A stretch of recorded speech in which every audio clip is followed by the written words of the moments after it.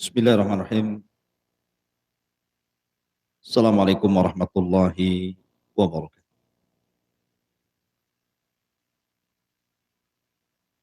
Alhamdulillah. Alhamdulillahilladzi bi ni'matihi tatimmus shalihat. Asyhadu an la ilaha illallah wahdahu rabbi la syarika lah. Wa asyhadu anna Muhammadan abduhu wa rasuluhu alladzi la nabiyya ba'da.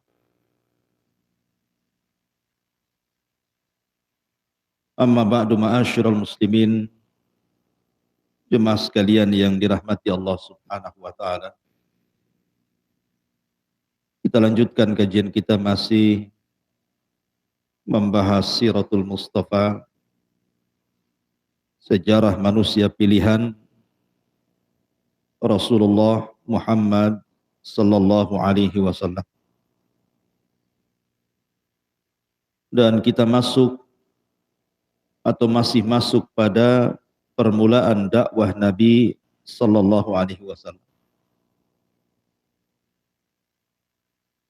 Salah satu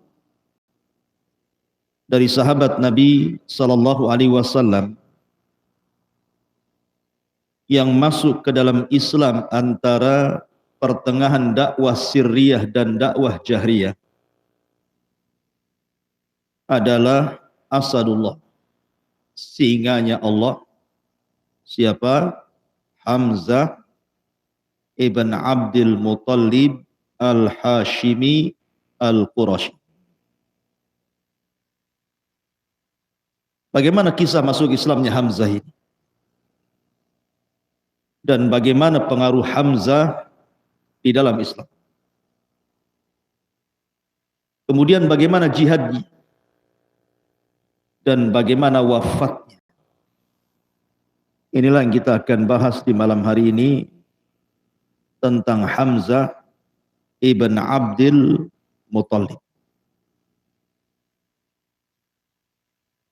Kita tahu bahwa Abdul Muttalib itu memiliki anak secara keseluruhan itu sekitar 17.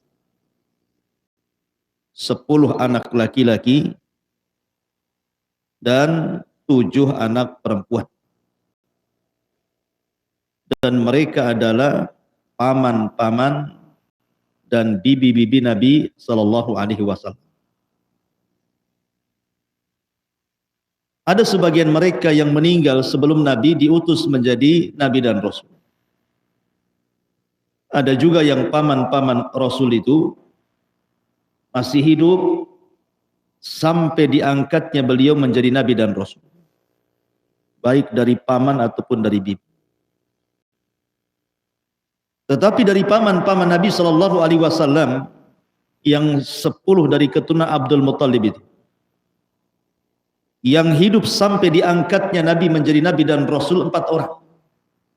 2 mukmin dan 2 kafir. Adapun yang mukmin, Hamzah yang kita akan bahas, dan yang kedua Abbas ibn Abdul Muttalib. Adapun yang kafir dibagi 2.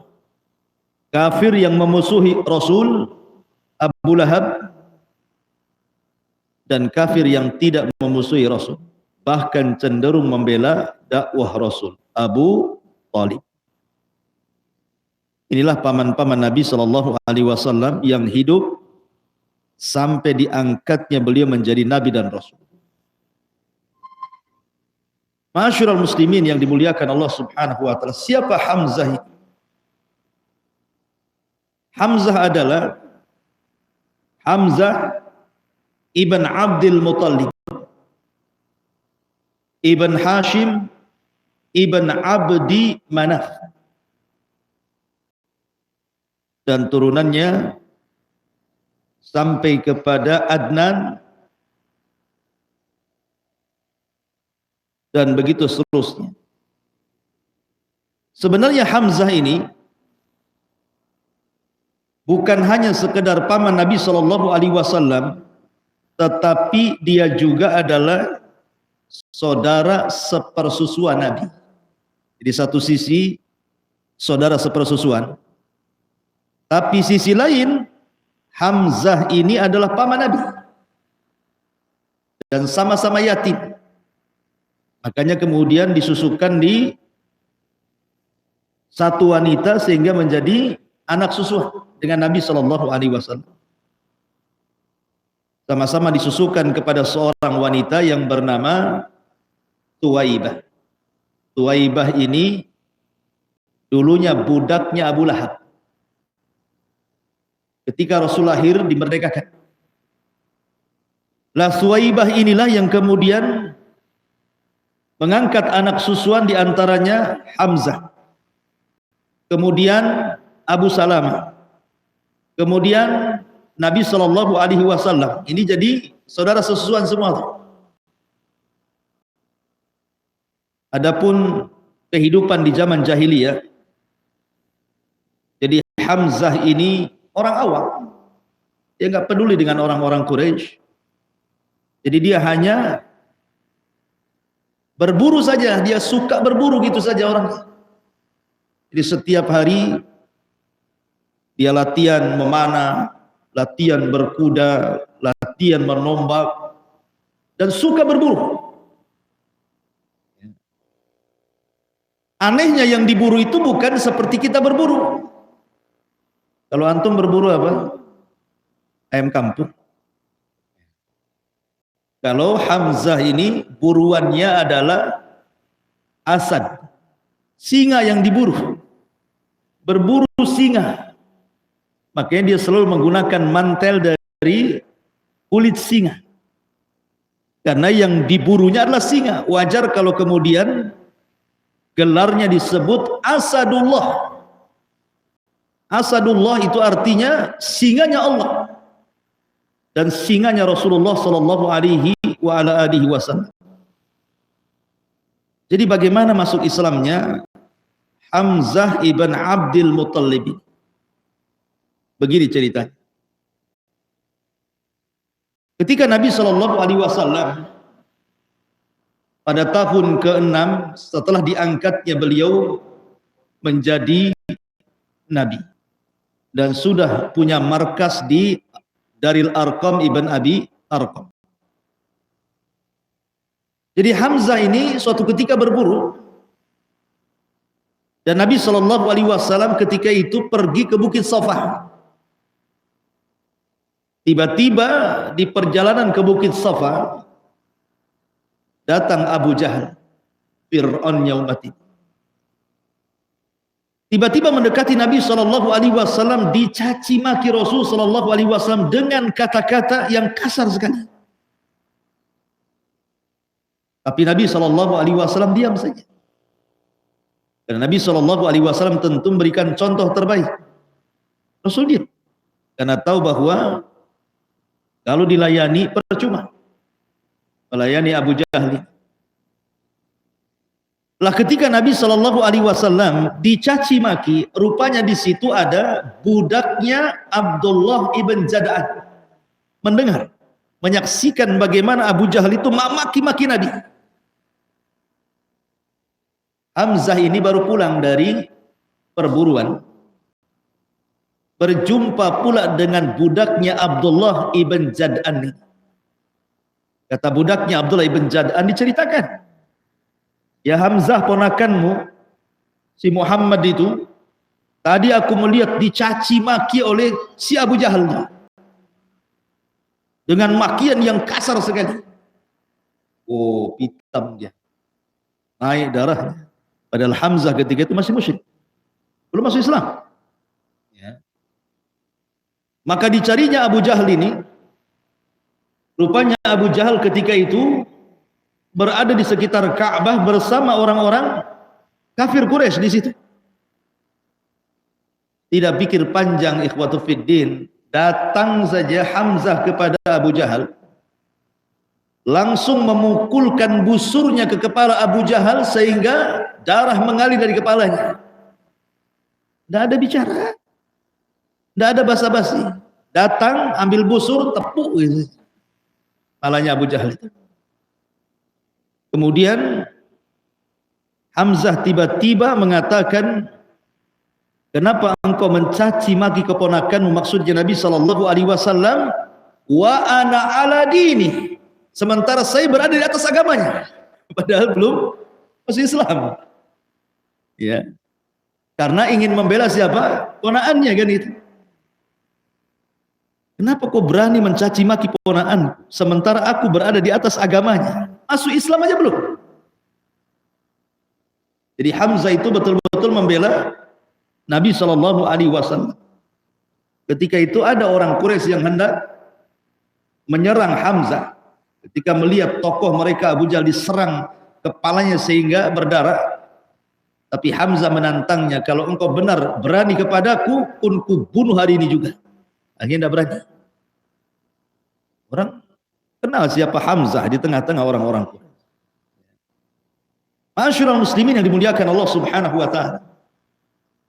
Kemudian setelah itu Hamzah mendatangi Nabi SAW.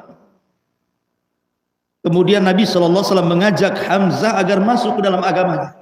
Awalnya ditolak, tetapi terus menerus Rasul mengajak ke dalam Islam. Akhirnya dilembutkan hatinya, Hamzah pun bersyahadat. Maka dengan masuk Islamnya Hamzah, menjadi goncang orang-orang Quraisy itu. Karena 6 bulan setelahnya Umar juga masuk Islam. Setelah Hamzah ini makin keras kan gitu ya, permusuhan orang-orang Quraisy ke dalam Islam. Masalahnya preman-premannya yang dikenal orangnya disegani, ditakuti gitu ya, pemberani gitu, semua dapat hidayah. Yang selama ini sangat ditakuti oleh orang-orang Quraisy itu justru mereka dapat hidayah. Ma'asyiral muslimin yang dimuliakan Allah Azza wa Jalla. Setelah kemudian Hamzah masuk Islam, maka Hamzah pun salah satu orang yang ikut hijrah dari Mekah ke Madinah bersama kaum muslimin. Kemudian dia pun dipersaudarakan oleh Nabi SAW dengan seorang sahabat Ansar namanya Zaid ibn Harithah. Lah kita tahu bahwa ketika itu belum ada peperangan antar kaum muslimin dengan orang kafir Quraisy. Lah yang pertama kali disuruh memimpin perang adalah Hamzah. Dialah yang pertama kali memimpin perang dalam Sariyah. Sariyah itu pasukan yang tidak dipimpin Rasul sebelum tragedi Badar. Dia orang yang pertama kali memimpin perang. Ketika itu dia membawa 30 orang hendak menghadang orang-orang Quraisy yang datang dari Syam, jumlahnya 300 orang. 30 lawan 300. Tapi Hamzah tidak gentar. Begitulah Islam. Perang Badar 300 melawan 1000. Ya kan? Perang Khandaq 3000 melawan 10.000. Ini Hamzah bawa pasukan 30 lawan 300. Tapi mereka tidak gentar, karena kemenangan bukan karena banyaknya jumlah, tapi kemenangan ditentukan karena izin Allah Subhanahu wa taala dan keberanian para sahabat Rasul sallallahu alaihi wasallam. Lah ketika betul-betul tercetus perang Badar, maka seolah-olah Badar itu milik Hamzah. Karena yang menguasai lapangan dalam perang Badar itu adalah Hamzah. Luar biasa dalam perang Badar itu. Karena orang yang pertama kali membunuh orang kafir adalah Hamzah. Belum ada orang Islam membunuh orang kafir. Karena belum ada peperangan kan.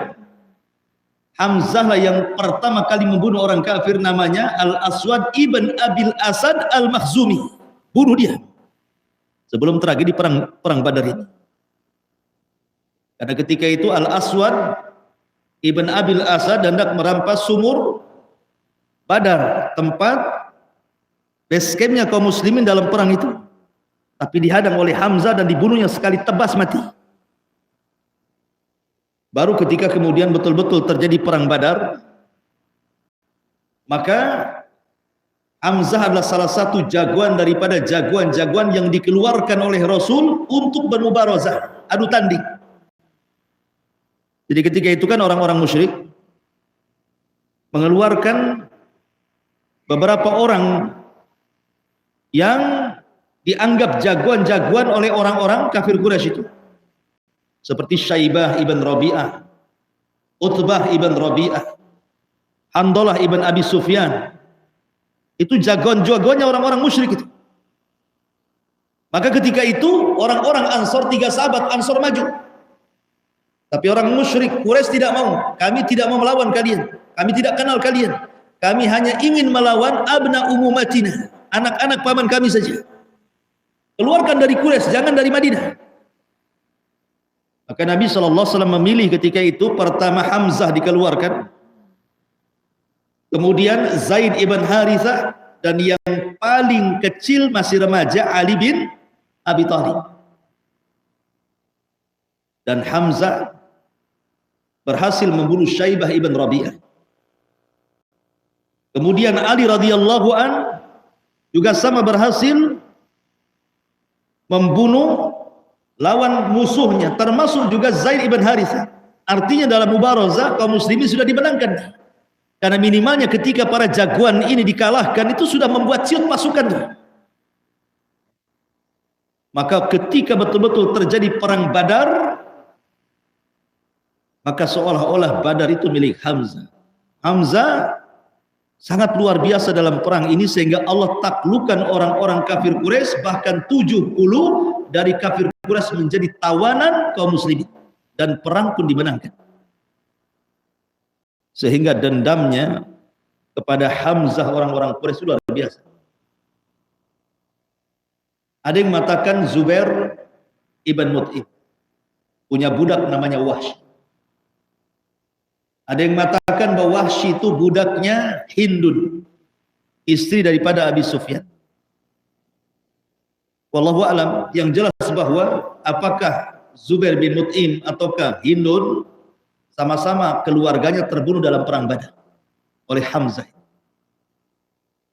Makanya kemudian mereka mengatakan kepada Wahsy, budak ini, ahli tombak ini, ya Wahsy, kalau engkau bisa membunuh Hamzah, maka sebagai imbalannya kau akan merdeka dan diberikan imbalan sekian dan sekian. Maka dari situ Wahsy pun semangat ingin mengincar Hamzah. Ketika betul-betul terjadi perang Uhud, dan ini perang kekalahan kaum muslimin. Di awal peperangan kan kaum muslimin menang, dan Hamzah luar biasa dalam peperangan itu, sehingga ketika itu Wahsy tidak ikut terlibat peperangan sama sekali. Wahsy itu hanya bersembunyi karena dia tidak hendak ikut perang melawan orang-orang Islam. Dia hanya membidik Hamzah saja. Hamzah tahu ada Wahsy, tapi Hamzah mengira Wahsy ini, alah siapa Wahsy ini, tidak dikenal kepahlawanannya, jadi dianggap enteng oleh Hamzah. Makanya dalam peperangan itu tidak boleh menganggap enteng siapapun. Walaupun Anda seorang jagoan gitu ya, tidak boleh dalam peperangan menganggap enteng siapapun. Karena Hamzah ketika menganggap enteng Wahsy, Wahsy lah yang membunuh dia. Karena dianggap enteng biasa saja, nggak mungkin macam-macam gitu ya, karena bukan tentara. Tiba-tiba Wahsy sudah memegang tombaknya. Ketika ada kesempatan, maka Wahsy pun melempar tombak dan persis mengenai Hamzah. Dengan sebab itulah kematian Hamzah. Dan lebih parah lagi, Hindun datang kemudian membelah perutnya, diambilnya usus-ususnya, dibuat gelang, kalung dan anting, bahkan dimakan darahnya. La haula wala quwwata illa billah. Makanya ketika terjadi banjir di negeri Saudi dan mengenai para syuhada Uhud, yang namanya pasir kena air, maka pasir itu akan mengangkat ke permukaan sehingga jasad-jasad para syuhada Uhud 14 tahun yang silam ngapung ke atas. Dan oleh kerajaan Saudi kemudian dipindah kuburan. Dan subhanallah, jasad para sahabat masih utuh. Tidak ada yang dimakan cacing. Biasanya kalau sudah puluhan tahun kan tinggal tulang belulangnya kan. Bahkan masih dikenali ini Hamzah dari bekas jahitannya di perut. Ma'asyiral muslimin yang dimuliakan Allah Subhanahu wa taala. Maka Hamzah pun terbunuh oleh Wahsy. Dari situlah Nabi SAW sedih banget. Bagaimana tidak sedih? Dia paman, sekaligus saudara sepersusuan, sekaligus orang yang betul-betul memiliki pengaruh dalam Islam sama dengan Umar ibn al-Khattab radhiyallahu anhu. Makanya sedih. Ketika kemudian Allah takdirkan pembunuh Hamzah Wahsy ini masuk Islam, maka dia datang kepada Nabi SAW. Tapi Rasul kalau melihat Wahsy teringat pamannya Hamzah, sehingga dia mengatakan kepada Wahsy, palingkan wajah, jangan pernah aku menatap wajah. Makanya Wahsy itu kalau hadir di majelis taklim Nabi itu paling belakang duduknya, balik tiang, supaya Nabi tidak lihat. Ya, kenapa? Karena Nabi selalu terbayang siapa? Hamzah. Selalu terbayang Hamzah. Kalau sekarang orang cari tiang, nyandar. Ya, lu cari tiang Wahsy sembunyi ya. Nah, sekarang cari tiang, ya apa itu? Masya Allah. Bahaya. Sudah mati? Belum? Baik, kembali. Intinya bahwa kemudian Wahsy pun berjanji, karena dia telah membunuh orang yang paling dicintai Rasul, Hamzah ibn Abdul Muttalib, maka dia pun ingin membunuh orang yang paling dibenci Rasul. Siapa? Musailamah al-Kadzdzab. Maka ketika terjadi perang Yamamah di masa Khalifah Abu Bakar Siddiq radhiyallahu anhu, maka ada perang yang disebut dengan Hadiqatul Maut, kebun kematian. Ada kisah tentang kebun kematian. Karena ketika tentara Khalid bin Walid dan tentara kaum muslimin menyerang Yamamah, pasukan Musailamah al-Kadzdzab, mereka terdesak kalah kemudian masuk ke kebun. Kemudian mereka membentengi diri di kebun itu. Sehingga kaum muslimin susah untuk menerobos kebun itu karena ada bentengnya. Sampai akhirnya Allah takdirkan benteng Musailamah pun roboh, maka kaum muslimin berhasil masuk ke dalamnya dan Wahsy berhasil membunuh Musailamah al-Kadzdzab. Dulu dia membunuh orang yang paling dicintai Rasul, sekarang dia membunuh orang yang paling dibenci Rasul sallallahu alaihi wasallam. Itulah Hamzah ibn Abdul Muttalib. Ma'asyiral muslimin yang dimuliakan Allah Subhanahu wa taala. Jadi setelah kemudian Hamzah masuk Islam, kemudian Umar pun masuk Islam, dan sedikit demi sedikit para sahabat menjadi berani karena ada dua orang yang kuat masuk Islam. Mulailah para sahabat banyak yang berani beribadah terang-terang. Karena di backingi bahasa kitanya ya, ada backingnya. Tenang kalau macam-macam ada Hamzah sama Umar. Gitu. Jadi mereka bisa leluasa. Lah akhirnya kemudian orang-orang musyrik ini mulai agak kikuk untuk menghentikan dakwah Nabi SAW. Sampai terpaksa akhirnya kaum musyrikin pun, orang-orang musyrik Quraisy ini harus tanazul. Tanazul itu artinya sudah tidak memberlakukan dengan cara kekerasan lagi. mulai mencoba dengan sistem dialog. Cobalah kita berdialog. Diutuslah seseorang kepada Nabi SAW. Di antaranya yang diutus adalah pemimpin daripada orang-orang Quraisy, namanya Utbah bin Rabi'ah. Utbah ibn Rabi'ah disuruh untuk berdialog dengan Nabi SAW. Coba kau datang kepada si Muhammad itu, ngomong baik-baik, maunya gimana? Maka berangkatlah Utbah ibn Rabi'ah menemui Rasul SAW. Apa kata Utbah ibn Rabi'ah? Dia mengatakan, ya Muhammad, in kunta turidu malan, kalau engkau ingin harta banyak, jama'na min amwalina takun aghnan nas, maka kami akan kumpulkan harta-harta kami dan engkau menjadi orang yang paling kaya di tengah-tengah orang Quraisy.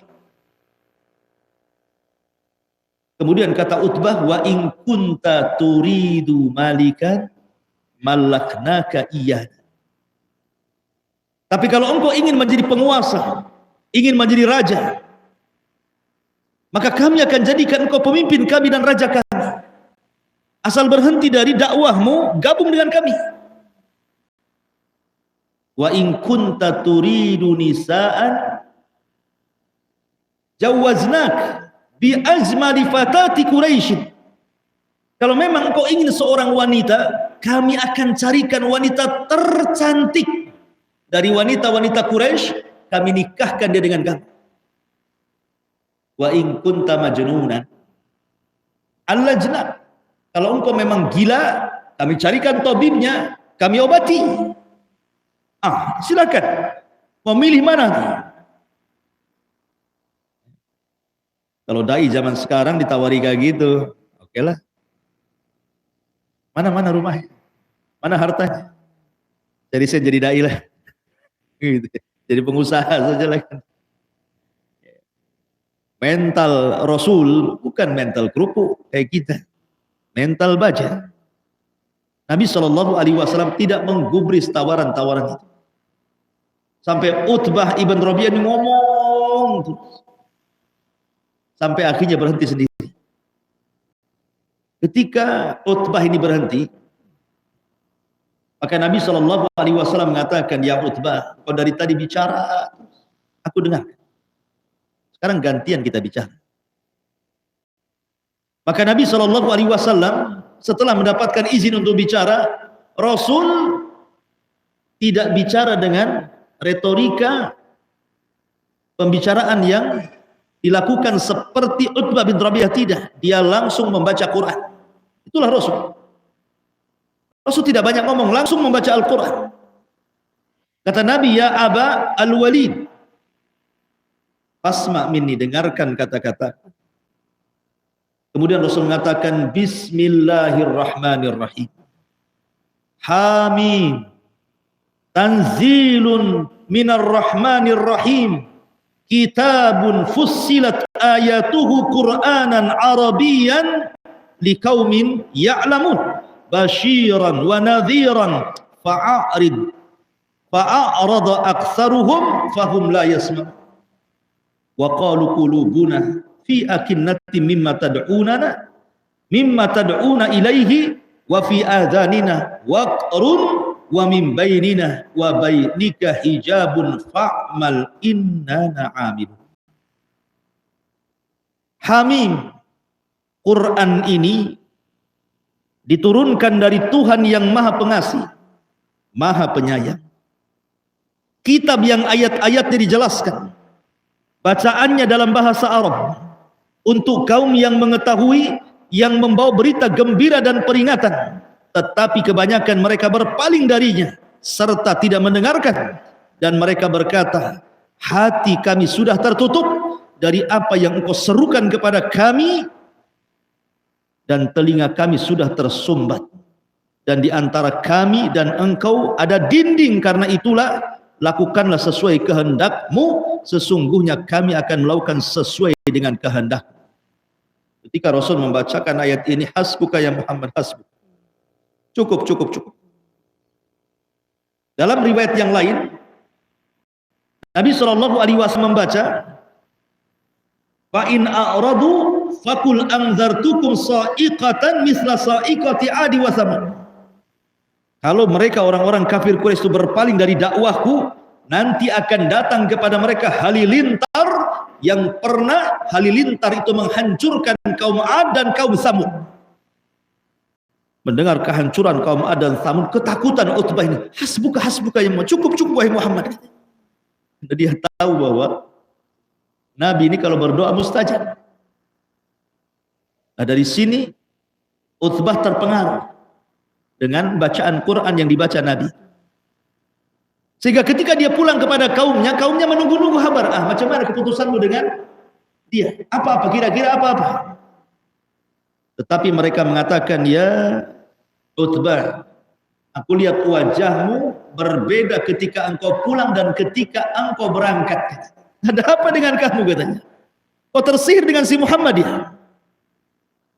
Tiba-tiba Utbah ini justru malah kemudian membela Nabi SAW. Maksudnya, gimana aku mau menyalahkan dia?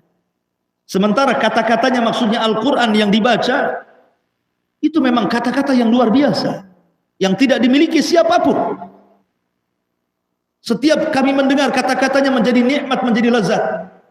Dan kami menambah mendorong untuk semakin mendengar. Maka orang-orang Quraisy mengatakan, anta masyhur, kau sudah disihir sama si Muhammad. Dibilang disihir gitu. Akhirnya ma'asyiral muslimin, diutus lagi orang lain untuk berdialog dengan Nabi SAW. Datanglah orang ini kepada Rasul dan mengatakan, sudah gini saja, bagaimana kalau kita berdemokrasi sajalah. Kau coba dulu sembah Tuhan kami setahun, nanti tahun depan kami sembah Tuhanmu setahun juga.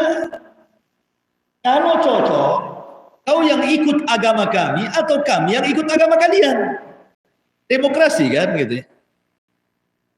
Maka Nabi SAW terdiam sampai turun ayat, qul ya ayyuhal kafirun la a'budu ma ta'budun. Orang-orang kafir, tak mungkin saya sembah sembahan kalian sebagaimana kalian tak mungkin juga menyembah Tuhan yang saya sembah. Di ujung ayat, lakum dinukum waliyad. Jadi mereka berusaha untuk tanazul, berdialog dengan Nabi SAW, tapi tidak bisa juga.